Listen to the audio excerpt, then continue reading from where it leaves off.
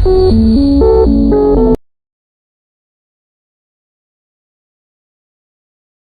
വിഷ്ണു പറഞ്ഞ പോലെ എനിക്കിവളോട് ആത്മാർത്ഥമായി പ്രണയം തോന്നുന്നുണ്ടോ? അവൻ മനസ്സിൽ ചിന്തിച്ചു. No, never. അങ്ങനെ ഒരിക്കലും സംഭവിക്കില്ല. അവൻ തന്നെ മറുപടിയും പറഞ്ഞു. മനസ്സിൽ സൂര്യനാരായണന്റെയും രാജേശ്വരിയുടെയും മുഖങ്ങൾ മാറി മാറി തെളിഞ്ഞതും അവന്റെ ഉള്ളിൽ മുട്ടിട്ട് അവളോടുള്ള കുഞ്ഞു പ്രണയം പോലും പകയാൽ മൂടപ്പെട്ടു. അവൻ തലയൊന്നു കുടഞ്ഞുകൊണ്ട് വീണ്ടും അവളുടെ മുഖത്തേക്ക് നോക്കി. ആ നിമിഷം അവൾ മുഖമുയർത്തി അവനെ തന്നെ നോക്കുകയായിരുന്നു. എന്തുകൊണ്ടോ അവളുടെ കണ്ണിലേക്ക് നോക്കാനുള്ള ധൈര്യം ആ നിമിഷം അവളിൽ നിന്ന് ചോർന്നു പോയിരുന്നു. ഞാൻ പറഞ്ഞത് തനിക്ക് മനസ്സിലാക്കാണെന്ന് വിചാരിക്കുന്നു. അവളുടെ മുഖത്തേക്ക് നോക്കാതെ അവൻ മറ്റെങ്ങോട്ടോ നോക്കിക്കൊണ്ട് പറഞ്ഞു. ഇനിയും കാത്തിരിക്കാൻ പറ്റില്ല. താൻ ആലോചിച്ച് പെട്ടെന്ന് ഒരു തീരുമാനം എടുക്കണം. കൂടിപ്പോയാൽ ഒരു 2 വീക്സ് കൂടെ സമയം തരും. അതിനുള്ളിൽ എനിക്ക് കൃത്യമായ മറുപടി കിട്ടണം. തനിക്കിതിന് സമ്മതമല്ലെങ്കിൽ വാങ്ങിച്ച പണം തിരികെ തന്നിട്ട് തനിക്ക് അഗ്രിമെന്റ് ക്ലോസ് ചെയ്യാം.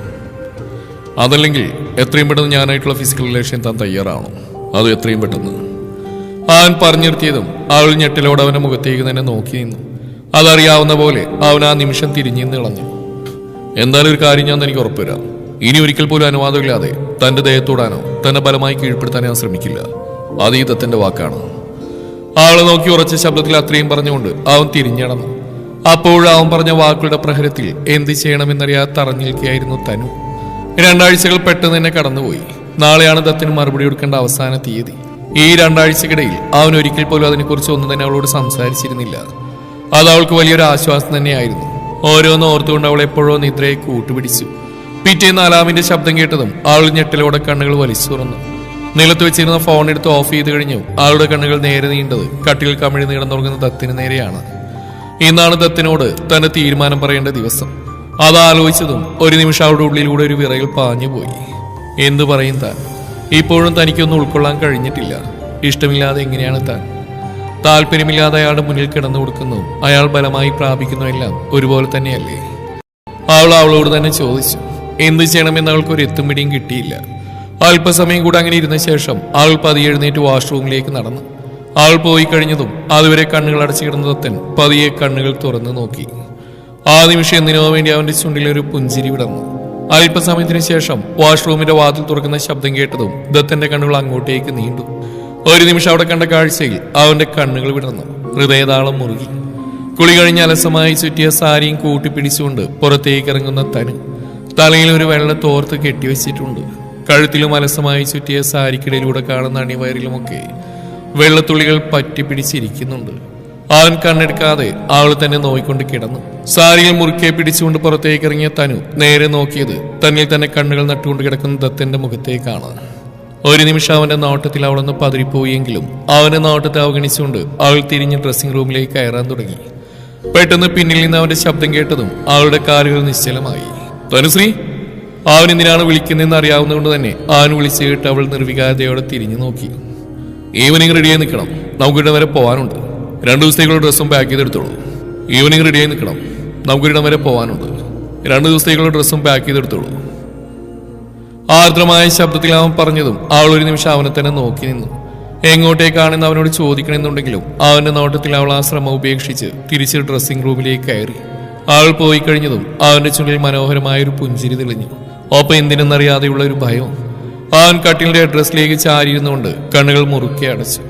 അതേസമയം അവന്റെ മനസ്സിൽ താൻ കഴിഞ്ഞ ദിവസം വിഷ്ണുവിനെ കാണാൻ ചെന്നപ്പോൾ അവൻ പറഞ്ഞ ഓരോ കാര്യങ്ങളും കടന്നു വന്നു. ക്യാബിന്റെ ഡോർ നോക്ക് ചെയ്തുകൊണ്ട് അകത്തേക്ക് കയറിയതും തന്നെ അത്ഭുതത്തോടെ നോക്കി നിൽക്കുന്ന വിഷ്ണുവിനെ നോക്കിക്കൊണ്ട് അവൻ സൈഡിലായിട്ടിരുന്ന സോഫയിൽ പോയിരുന്നു. താൻ അങ്ങനെ വിഷ്ണുവിന്റെ ക്യാബിലേക്ക് അധികവും വരാറില്ല. പലപ്പോഴും അവനാണ് തന്നെ ക്യാബിലേക്ക് വരുന്നത്. ഇന്നിപ്പോൾ യാതൊരു ആവശ്യമില്ലാതെ ദത്തൻ ഇങ്ങോട്ട് വന്നതിന്റെ പകപ്പാണ് കക്ഷിക്ക്. അതാണ് അവന്റെ അത്ഭുതത്തോടെയുള്ള നോട്ടത്തിന്റെ അർത്ഥം. അത് മനസ്സിലായതുപോലെ ദത്തനൊന്ന് ചിരിച്ചു.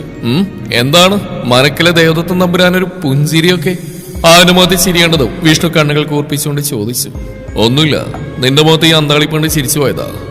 അവൻ അതേ ചിരിയോടെ തന്നെ മറുപടിയും പറഞ്ഞു.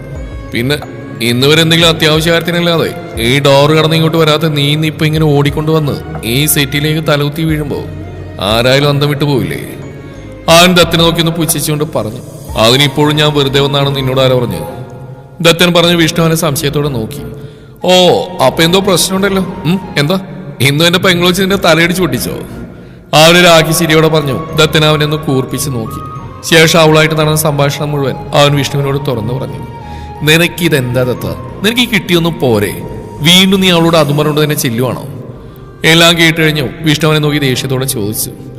അതിന് ഞാൻ അവൾ നിർബന്ധിച്ചിട്ടൊന്നുമില്ലല്ലോ. അവൾക്ക് താല്പര്യമുണ്ടെങ്കിൽ മതി, അല്ലെങ്കിൽ അവൾ വാങ്ങിയ കാശും തിരികെ തന്നു പോയിക്കോട്ടെ. അവൻ വിഷ്ണുവിനെ നോക്കി നിസ്സാരമായി പറഞ്ഞു. അതിന് അവളുടെ കയ്യിൽ നിന്ന് എവിടുന്നാണ് അത്രയും പണം? നീ കൊടുത്ത പണം കൊണ്ടല്ലേ ആ നിധി കൊച്ചിന്റെ ഓപ്പറേഷൻ നടത്തിയത്? അതൊക്കെ ഞാൻ അറിയുന്നതിനാ. ഞാൻ എൻ്റെ ഒരു ആവശ്യത്തിന് വേണ്ടി അവളുടെ കയ്യിൽ പണം കൊടുത്തു. എന്റെ ആ ആവശ്യം നിറവേറ്റി തരാൻ അവൾക്ക് താല്പര്യമില്ലെങ്കിൽ വാങ്ങിയ പണം തിരികെ തരേണ്ട ഉത്തരവാദിത്തം അവൾക്കുണ്ട്. ആ പണം തിരികെ തന്നിട്ട് അവൾ പോയിക്കോട്ടെ. അതിന് അവൾക്ക് കഴിഞ്ഞില്ലെങ്കിൽ അവൾ എന്റെ ആവശ്യം നിറവേറ്റി തരിക തന്നെ വേണം. അത് ഞാൻ അവളോട് പറഞ്ഞ് മനസ്സിലാക്കിയിട്ടുണ്ട്. ദത്തൻ പറഞ്ഞു കേട്ട് വിഷ്ണു ഒരു അല്പസമയം ഒന്നും മിണ്ടാതെ അവനെ തന്നെ നോക്കി നിന്നു. ശേഷം എന്തോർത്ത പോലെ അവൻ നോക്കി പതിയം തലയാട്ടിക്കൊണ്ട് അവന്റെ അരികിലേക്ക് വന്നിരുന്നു. സത്യം പറയും ദത്ത, എന്താ നിന്റെ ഉദ്ദേശം? അന്ന് നീ എന്നോട് പറഞ്ഞു അവളെ കാണുമ്പോൾ നിന്റെ നെഞ്ചിൽ പേർന്നു എന്നും അവളുടെ കണ്ണുനീര് കാണുമ്പോൾ നിന്റെ നെഞ്ചിൽ സഹിക്കാൻ കഴിയാത്ത വേദന തോന്നുന്നു എന്നൊക്കെ.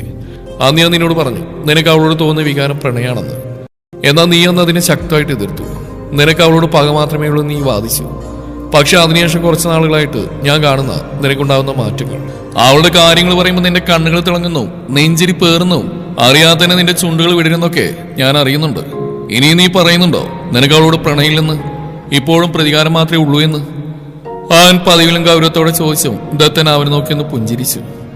അറിയില്ല വിഷ്ണു, ഇപ്പോഴും എനിക്കറിയില്ല എനിക്ക് അവളോട് തോന്നുന്ന പ്രണയാണോ എന്ന്. അത് പ്രണയാണെന്ന് മനസ്സിൽ ഉറപ്പിക്കാൻ ശ്രമിക്കുമ്പോൾ അവളുടെ ചിറ്റിയുടെ മുഖ എൻ്റെ മനസ്സിലേക്ക് തെളിഞ്ഞു വരുന്നു. അതോടൊപ്പം എൻ്റെ കുഞ്ഞമ്മാവിൻ്റെ അപ്പച്ചിയുടെ ഒക്കെ കണ്ണുനീരും. ആ നിമിഷം അവളോട് തോന്നുന്ന പ്രണയം പകയായിട്ട് മാറും. പിന്നെ ഞാൻ എന്ത് ചെയ്യാനാ വിഷ്ണു? അവരുടെ കണ്ണുനീരും വേദനയ്ക്ക് ഓർക്കുമ്പോൾ പിന്നെ എങ്ങനെ എനിക്ക് അവളെ മനസ്സറിഞ്ഞ് സ്നേഹിക്കാൻ സാധിക്കും? ദത്തൻ നിസ്സഹായതയോടെ അവനെ നോക്കിക്കൊണ്ട് ചോദിച്ചു. ഇതിനുള്ള മറുപടി ഞാൻ ആദ്യം മുതലേ തന്നെ നിന്നോട് പറയുന്ന, ആരെങ്കിലും ചെയ്ത തെറ്റിനെ അവൾ ശിക്ഷിക്കരുത്. അവളുടെ ചിറ്റ തെറ്റിയത സമയം അവൾ ജനിച്ചിട്ട് പോലും ഇല്ലടാ. പിന്നെ ആ പാവത്തിന് എന്തിനാ നീ ഇങ്ങനെ ദ്രോഹിക്കുന്നത്? വിഷ്ണു ദയനീയതയോടെ ചോദിച്ചു. അറിയില്ലടാ, നീ പറയുന്നതൊക്കെ സത്യം തന്നെയാ. അതൊക്കെ ആലോചിക്കുമ്പോൾ അവളെ തിരികെ പറഞ്ഞിടാൻ തോന്നും. പക്ഷേ എന്തോ എനിക്കതിന് കഴിയുന്നില്ല. എൻ്റെ കുഞ്ഞവളിലൂടെ ജന്മെടുക്കണമെന്ന് മനസ്സിലിരുന്ന് ആരോ പറയുന്ന പോലെ അവളെ അങ്ങ് വിട്ടുകളെ എനിക്ക് മനസ്സ് വരുന്നില്ലടാ. പക്ഷേ ഒന്ന് ഞാൻ ഉറപ്പുവരാം, ഇനി ഒരിക്കലും അവളുടെ സമ്മതമില്ലാതെ അവളുടെ ദേഹത്ത് ഞാനൊന്നും തൊടുക പോലും ഇല്ല. ഉറച്ച ശബ്ദത്തിൽ പറഞ്ഞുകൊണ്ട് ആ സെറ്റിയിലേക്ക് ചാരിക്കിടന്നു. വിഷ്ണുവിന്റെ മുഖത്ത് ഒരു തെളിഞ്ഞ പുഞ്ചിരി നിറഞ്ഞു. നീ ഒരു കാര്യം ചെയ്തെത്താ, അവളെ കൊണ്ടൊരു യാത്ര പോകും.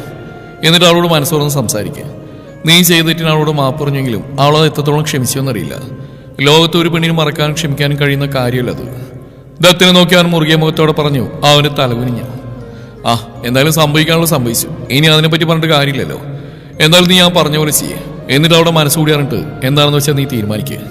നിന്റെ കുഞ്ഞിനെ പ്രസവിക്കാൻ അവൾക്ക് പൂർണ്ണ സമ്മതമാണെങ്കിൽ പിന്നെ കുഴപ്പമൊന്നുമില്ല. പക്ഷെ 10 ലക്ഷം രൂപയുടെ പേര് പറഞ്ഞ് അവളൊന്നിന് നീ നിർബന്ധിക്കരുത്. അവൾക്ക് താല്പര്യമുണ്ടെങ്കിൽ അവൾ സമ്മതിക്കും, ഇല്ലെങ്കിൽ അവൾ അവളുടെ വഴിക്ക് വിട്ടേക്ക്. വിഷ്ണു പറഞ്ഞു. ദത്തൻ അവനെ നോക്കി. ശേഷം ഒന്നും മിണ്ടാതെ അവന്റെ ക്യാബിൽ നിന്നും പുറത്തേക്ക് ഇറങ്ങിപ്പോയി. ഓർമ്മയിൽ നിന്നും തിരികെ വന്ന മനോഹരമായൊരു പുഞ്ചിരി ഉണ്ടായിരുന്നു. ചെയ്യുന്നത് തെറ്റാണെന്ന് എനിക്കറിയില്ല, പക്ഷെ ഒന്നറിയാം, പ്രണയം കൊണ്ടാണെങ്കിലും പ്രതികാരത്തിനായാലും നിന്നെ എനിക്ക് വേണം ധനുശ്രീ. എന്നിൽ നിന്നൊരു മോചനം എനിക്കിനി ഉണ്ടാവില്ല.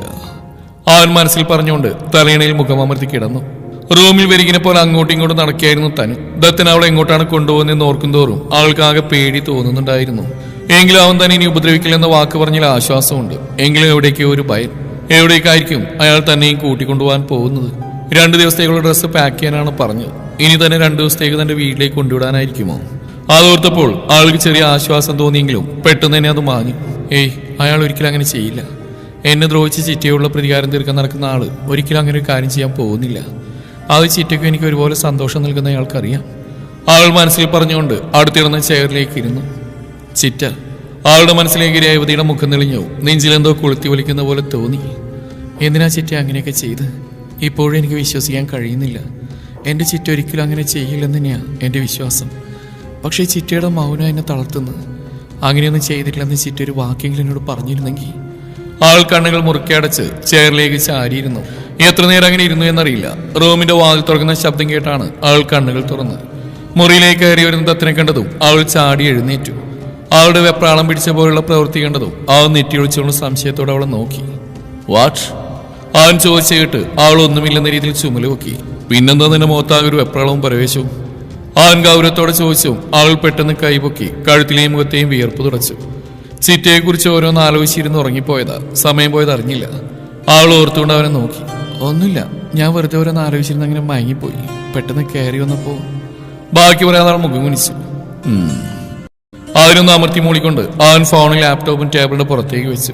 കയ്യിലെ ടൈം ബാൻഡ് സ്പെക്സ് കൂടി അഴിച്ച് ടേബിളിലേക്ക് വെച്ച ശേഷം അവൻ വാഷ്റൂമിലേക്ക് കയറി. അവനകത്തേക്ക് കയറി വാഷ്റൂമിന്റെ ഡോറടഞ്ഞു. അവളൊരു ദീർഘശ്വാസം എടുത്തുകൊണ്ട് ചെയറിലേക്ക് തന്നെ ഇരുന്നു. എവിടെയോ പോണെന്ന് രാവിലെ പറഞ്ഞ കാര്യം മറന്നുപോയിട്ടുണ്ടാവോ? അതിനെക്കുറിച്ചൊന്നും പറഞ്ഞില്ലല്ലോ. ഈശ്വര, മറന്നുപോയാൽ മതിയായിരുന്നു. അവൾ കൈകൂപ്പി മുകളിലേക്ക് നോക്കിക്കൊണ്ട് പ്രാർത്ഥിച്ചു. അല്പസമയം കഴിഞ്ഞതും ഫ്രഷായി ദത്തൻ പുറത്തേക്ക് ഇറങ്ങി വന്നു. അവനെ കണ്ടതും അവൾ ചെയറിൽ നിന്ന് എഴുന്നേറ്റ് പുറത്തേക്ക് നടക്കാൻ തുടങ്ങി. എനിക്കൊരു കോഫി വേണം, അവൻ പറഞ്ഞു കേട്ട് അവൾ തിരിഞ്ഞു നോക്കി. ശേഷം തലയാട്ടിക്കൊണ്ട് പുറത്തേക്ക് നടന്നു. അവൾ പോകുന്ന നോക്കി അവന്റെ ചുണ്ടിൽ എന്തിനെന്നറിയാതെ ഒരു പുഞ്ചിരി മിന്നിമാഞ്ഞു. കിച്ചണിൽ ചെന്ന് കോഫി ആക്കുമ്പോഴും തനുവിന്റെ മനസ്സാകെ അസ്വസ്ഥമായിരുന്നു. എന്നാലും പോകുന്നതിനെ കുറിച്ചൊന്നും പറഞ്ഞില്ലല്ലോ, അപ്പൊ മറന്നുപോയിട്ടുണ്ടാവും. അവൾ ഓരോന്നും ചിന്തിച്ചുകൊണ്ട് കോഫിയാക്കി ഒരു കപ്പിലേക്ക് ഒഴിച്ചു കൊടുത്തു. ശേഷം അതുകൊണ്ട് മുകളിലേക്കുള്ള പടികൾ കയറി. വാതിൽ തുറന്നകത്തേക്ക് കയറിയതും ഫോണിൽ ആരോടോ സംസാരിച്ചു നിൽക്കുന്ന ദത്തൻ തിരിഞ്ഞു നോക്കി. Okay, I will call you later. ഫോണിലൂടെ പറഞ്ഞുകൊണ്ട് ആ കോള് കട്ട് ചെയ്തു. ശേഷം അവിടെ അരികിലേക്ക് വന്ന് കോഫി വാങ്ങി ചുണ്ടോട് ചേർത്തു. രാവിലെ ഞാൻ പറഞ്ഞ കാര്യം എല്ലാം തയ്യാറാക്കിയോ? അവൻ കോഫി കുടിച്ചു കഴിഞ്ഞ് കപ്പ് വാങ്ങി തിരികെ നടക്കാൻ തുടങ്ങിയ തനു പിന്നിൽ നിന്നുള്ള അവന്റെ ചോദ്യം കേട്ടൊന്ന് പകച്ചുപോയി. അത് ഞാൻ ആൾ എന്തു പറയണമെന്നറിയാതെ കുഴങ്ങി. എന്ത് ഞാൻ? രാവിലെ ഞാൻ പറഞ്ഞല്ലേ ഇന്ന് നമുക്കൊരു യാത്ര ഉണ്ടെന്ന് 2 ദിവസം കഴിഞ്ഞ് നമ്മൾ തിരികെ വരുള്ളൂ. അതുകൊണ്ട് എല്ലാം തയ്യാറാക്കി നിൽക്കണമെന്നു. എന്നിട്ട് ഇതുവരെ തന്നെ പാക്കിംഗ് ഒന്നും കഴിഞ്ഞില്ലേ? അവൻ പറഞ്ഞിട്ട് അവൾ ഉമിനീരിറക്കിക്കൊണ്ട് അവനെ നോക്കി. ഇനിയൊന്നും സമയം കൂട്ടണ്ട, പോയി പെട്ടെന്ന് റെഡിയാവും. അവൻ ഗൗരവത്തോടെ പറഞ്ഞു. അവൾ എന്ത് ചെയ്യണമെന്നറിയാതെ ഒരു നിമിഷം അങ്ങനെ തന്നെ നിന്നു. പറഞ്ഞു കേട്ടില്ലേ? അവന്റെ ശബ്ദം വീണ്ടും ഉയർന്നു. അവൾ ഞെട്ടിലോടെ അവന്റെ മുഖത്തേക്ക് നോക്കി. ശേഷം ഒന്നും മിണ്ടാതെ മാറാനുള്ള ഡ്രസ്സും എടുത്ത് വാഷ്റൂമിലേക്ക് കയറി. ആൾ പോയതും അവനൊരു പുഞ്ചിരിയോടെ കബോർഡിന് മുകളിൽ നിന്ന് ട്രോളി ബാഗ് വലിച്ചെടുത്ത് അതിലേക്ക് അവർക്ക് രണ്ടുപേർക്ക് ആവശ്യമായ തിങ്സ് ഒക്കെയും എടുത്തു വെച്ച് പാക്ക് ചെയ്തു. ശേഷം അവനൊരു ജീൻസും ഷർട്ട് ഇട്ടുകൊണ്ട് റെഡിയായി. അല്പസമയം കഴിഞ്ഞ് റെഡിയായി വന്ന തനു കട്ടിലിരിക്കുന്ന ട്രോളി ബാഗ് കണ്ട് സോഫയിലിരിക്കുന്ന അവനെ ഒന്ന് പാളി നോക്കി. ശേഷം കണ്ണാടിയുടെ മുമ്പിൽ ചെന്നിന്നുകൊണ്ട് മുടിയൊന്ന് കോതി ഒതുക്കി കെട്ടി പൗഡറും പൊട്ടും തൊട്ട ശേഷം പതിയെ അവന്റെ നേരെ തിരിഞ്ഞു. അത് നമ്മള് പോവാം. അവൻ അവളോട് എന്തോ ചോദിക്കാൻ തുടങ്ങിയതും അവന്റെ ഗാംഭീര്യമായ ശബ്ദം കേട്ട് അവൾ അറിയാത്ത അലവിലേക്ക് പോയി. വാ, അവൻ അവളെ നോക്കി പറഞ്ഞുകൊണ്ട് ട്രോളി ബാഗും വലിച്ച് താഴേക്ക് ഇറങ്ങി. പടികളിറങ്ങി താഴെ എത്തുമ്പോഴാണ് ഡൈനിങ് ടേബിളിൽ ഇരുന്ന് ചായ കുടിക്കുന്ന രാജശേഖരനെയും ശ്രീദേവിയെയും രാജേശ്വരിയെ അവർ കാണുന്നു. നീ ഇതെവിടേക്കാ ദത്താ? അവന്റെ കയ്യിലിരിക്കുന്ന ട്രോളി ബാഗിലേക്ക് നോക്കിക്കൊണ്ട് രാജശേഖരൻ അവനോടായി ചോദിച്ചു. അത് ഞങ്ങൾക്കൊരു യാത്രയുണ്ട് അച്ഛാ. യാത്രയോ? എവിടേക്ക്? ഞങ്ങളെന്ന് പറഞ്ഞ് ഇവളും വരുന്നുണ്ട് നിന്റെ കൂടെ? തനുവിനെ ഒന്ന് കൂർപ്പിച്ച് നോക്കിക്കൊണ്ട് ശ്രീദേവി ദത്തിന്റെ അരികിലേക്ക് വന്ന് അവനോടായി ചോദിച്ചു. രാജശേഖരനും രാജേശ്വരിയും അവരുടെ ഒപ്പം എഴുന്നേറ്റ് വന്നിരുന്നു. അതിന് മറുപടിയായി അവനൊന്ന് മൂളിയതേയുള്ളൂ.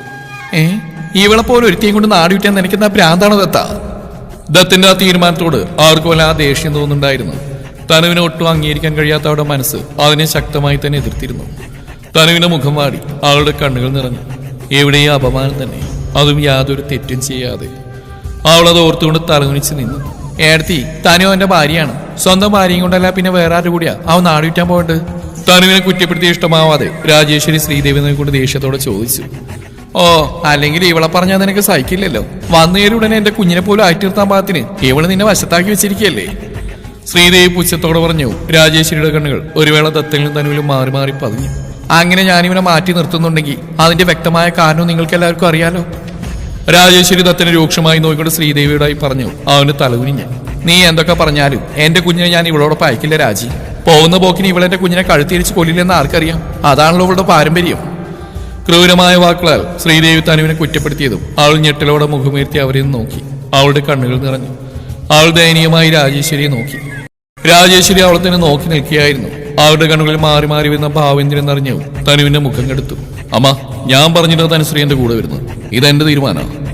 തനുവിനെ തന്നെ ശ്രദ്ധിച്ചുകൊണ്ട് ദത്തൻ അവളുടെ മാറി വരുന്ന ഭാവങ്ങൾ കണ്ടതും പെട്ടെന്ന് ശ്രീദേവിയോടായി പറഞ്ഞു. അത് നടക്കില്ലെന്നാ ദത്ത ഞാൻ പറഞ്ഞു. ഇവളെ പോലെ ഒരുത്തിയുടെ കൂടെ നിന്നെ ഞാൻ വിടില്ല. ഒരിക്കലും ഇവിടെ ആന്റി കാരണം എന്റെ ഒരേ ഒരു ഏട്ടനെയാ എനിക്ക് നഷ്ടമായത്. അദ്ദേഹം ജീവനോടെ ഉണ്ടോന്ന് പോലും അറിയില്ല. അവളുടെ ചോരയല്ലേ ഇവളും. ചോര ഗുണം കാണിക്കാതിരിക്കില്ല. ഇവള് കാരണം നിന്റെ ജീവിതവും നശിച്ചു. ഇനി നിന്റെ ജീവൻ കൂടി നഷ്ടപ്പെടുത്താൻ ഞാൻ തയ്യാറല്ല. ആറ് വർദ്ധിച്ച പകയോടെ തനുവിനെ നോക്കിക്കൊണ്ട് ദത്തനോടായി പറഞ്ഞു. തനു നിമിഷമായിട്ട് മുന്നിലേക്ക് കയറി നിന്നു. അങ്ങനെ ചോരഗുണം കാണിക്കാനാണെങ്കിൽ ഈ നിൽക്കുന്ന മനക്കിലെ ദേവതത്തിന് ആരുടെ ചോരഗുണ എന്നോട് കാണിച്ച്? ആരോടൊക്കെയുള്ള ദേഷ്യത്തിന്റെ പേരിൽ ഒരു പെണ്ണിനോടും ചെയ്യാൻ പാടില്ലാത്ത ക്രൂരതകളാ ഈ കുറച്ച് നാളുകൾ കൊണ്ട് തന്നെ നിങ്ങളുടെ മകൻ എന്നോട് കാണിച്ചു കൂട്ടിയത്. അതിനൊക്കെ ഞാൻ ആരെയും കുറ്റപ്പെടുത്തേണ്ടത്? വളർത്തുദോഷത്തിന്റെ പേരും പറഞ്ഞ് നിങ്ങളെയോ, അതോ ജന്മം നൽകിയതിന്റെ പേരും പറഞ്ഞ് നിങ്ങളുടെ ഭർത്താവിനെയോ? ഇനി അതുമല്ലെങ്കിൽ നിങ്ങൾ കുറച്ചു മുമ്പ് പറഞ്ഞ പോലെ പാരമ്പര്യ ഗുണാണോ? എന്നെ കുറിച്ച് ഇത്രയും മോശമായി സംസാരിച്ച് നിങ്ങൾ തന്നെ ഇതിനുള്ള മറുപടി എനിക്ക് തരണം. തനുവിന്റെ ഉറച്ച വാക്കുകൾക്ക് മുമ്പിൽ ഒരു നിമിഷം എന്തു മറുപടിയാണെന്നറിയാതെ ശ്രീദേവി പകച്ചെന്നു പോയി. അവര് മാത്രമല്ല, ഒരു നിമിഷം തനുവിന്റെ ആ വാക്കുകൾ മറ്റുള്ളവരും പകപ്പോടെയാണ് കേട്ടു നിന്നത്. തനുശ്രീ! ദത്തന്റെ ഉയർന്ന ശബ്ദം ആ 4 ചുമരുകളിൽ തട്ടി തനുവിന്റെ കാതിൽ അലയടിച്ചു.